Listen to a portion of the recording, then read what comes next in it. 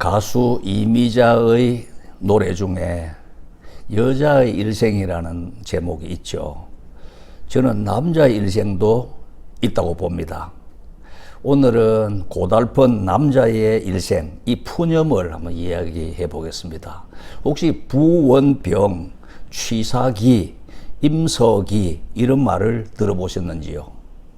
원시시대부터 생식과 사냥의 임무를 끝낸 늙은 남자가 가정의 집만 되었다, 이런 망고불변의 원칙을 알고 계십니까?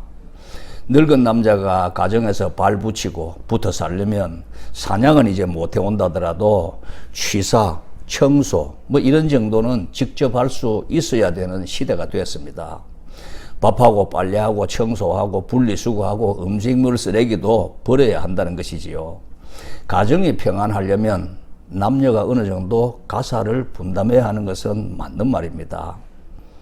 이성적으로는 이게 납득이 가는데 아직까지 실천하기가 쉽지 않은 부분입니다.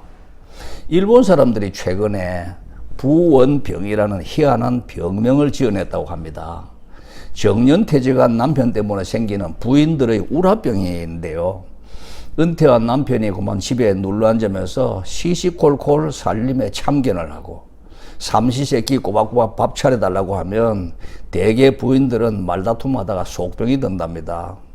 일본에서는 이런 남자를 젖은 낙엽이라고 표현한다네요. 젖은 낙엽이 신발 밑창에 붙어서 뛰고 나면 또 달라본다는 것이죠. 자, 이 남자들의 평균 수명이 50세가 안 되던 옛날에는 이런 병이 없었습니다. 전쟁과 질병과 전염병이죠. 기근, 이 세 가지 재앙이 사라지면서 지구촌 인류는 여태껏 경험해보지 못한 장수시대에 돌입했습니다. 동물의 세계를 좀 살펴보겠습니다. 아프리카 사자무리의 행태를 보면 늙은 숫사자가 제왕의 자리에서 물러나자마자 곧 죽음을 맞이하는 것이 관례입니다. 젊은 숫사자의 도전을 받고 졌단 말이죠. 이래서 물에서 쫓겨나면 혼자 초원을 헤매다가 굶어 죽는 것입니다. 평소 암사자가 사냥해 오는 먹이를 편안하게 먹기만 하다가 집단에서 추방되고 혼자 떠돌아다니면 사냥이 불가능합니다. 늙은 수사자가 이런 방식으로 가차없이 도태되고 마는 것은 비정한 생태계의 법칙입니다. 인도의 힌두 교도들의 옛 풍습을 한번 살펴보겠습니다. 50세가 넘은 남자는 임서기로 살게 하는 관습이 있었습니다. 그동안 가족을 부양하고 사회적 책임을 다하다가 50세부터는 가정을 떠나 숲속에 혼자 살라는 그들만의 규율이고 지침인 것입니다. 그래서 동네 뒷산의 초막에서 혼자 거지처럼 살거나 아니면 지팡이를 짚고 떠돌이 생활을 합니다. 그러다가 바라나시에 도착해서 숨을 거두면 장작으로 화장하고 뼈가루를 겐지스강에 뿌리는 것이 남자의 일생이라고 합니다. 물론 자기를 돌아보고 수행하라는 종교적 의미도 있겠지만 생식과 사냥의 임무가 끝난 늙은 남자는 가정에 집마된다, 이런 현실적 의미도 내포되어 있다고 봅니다. 자, 우리나라의 어떤 사례를 한번 살펴보겠습니다. 고건 전 국무총리 아시죠? 참 멋지게 생기신 분이십니다. 이분의 선친이신 청송 고형곤 박사님 이야기입니다. 이 고 박사님께서는 대학 총장까지 지내시고 퇴직한 이후에 집을 떠나 정읍에 있는 내장산으로 혼자 들어갔다고 합니다. 고 내장 옆의 작은 오두막집에서 혼자 자취하며 여생을 보냈다고 합니다. 물론 가족들이 반찬과 먹을거리를 가지고 왕래는 했지만 청송께서는 인생 말년의 상당 기간을 이 내장산의 정막강산 속에서 보냈던 것으로 알려져 있습니다. 우리도 이러한 임서기가 현실적으로 불가능하다면 어떤 대안이 있을까요? 취사기가 대안입니다. 부엌에 들어가 앞치마 두르고 밥하고 설거지하는 것이 취사기입니다. 여성분들은 남자로 태어나지 못한 것을 한으로 여기지만 막상 남자가 겪는 역차별도 만만치 않습니다. 몇 가지 예를 들어 볼까요? 여자가 남자를 딱 때리면은 용감하다는 반응이 나옵니다. 남자가 여자를 딱 때리면 짐승 같은 놈이 됩니다. 여자가 남자에게 기습적으로 키스를 하면 로맨스가 되지만 남자가 여자에게 기습적으로 키스를 하면 성추행범이 됩니다.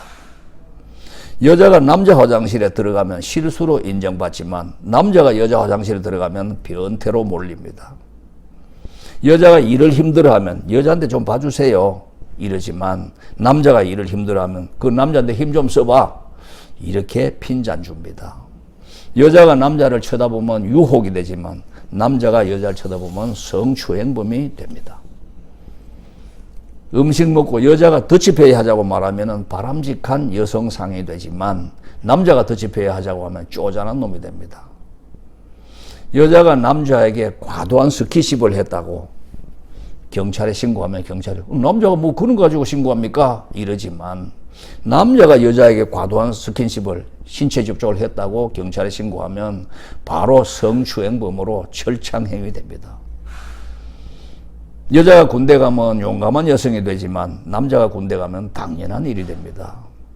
여자가 울면 마음의 상처가 큰가 보다 동정받지만 남자가 울면 그 남자가 찌질하게 왜 울어? 욕먹습니다. 여자가 돈을 못 벌면 아이고 집안일이 힘들 거야 동정받지만 남자가 돈 못 벌면 나가서 돈 벌어와 이 못난 인간아 바로 쫓겨납니다. 여자가 밥을 적게 먹으면 다이어트 중이지만 남자가 밥을 적게 먹으면 그거 먹고 제대로 일하겠어? 야단 맞습니다. 자, 이것이 오늘날 남자들이 겪고 있는 역차별 현실입니다. 세계를 쥐락펴락했던 영웅들도 집에 돌아가면 불쌍한 신세를 피할 수 없었습니다. 고대 그리스 철학의 최고봉으로 손꼽히는 소크라테스 부인이 그 유명한 크산티페였습니다. 심한 잔소리에다가 남편의 외모를 트집잡고 자존심을 뭉개고 일평생 따라다니면서 못살게 군 악처 중에 악처입니다.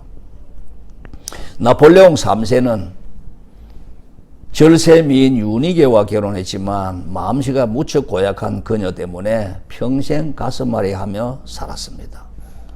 러시아의 대문호이자 소설 전쟁과 평화를 쓴 톨스토이도 그 부인 역시 미모가 뛰어났지만 끝없는 물욕의 소유자였습니다.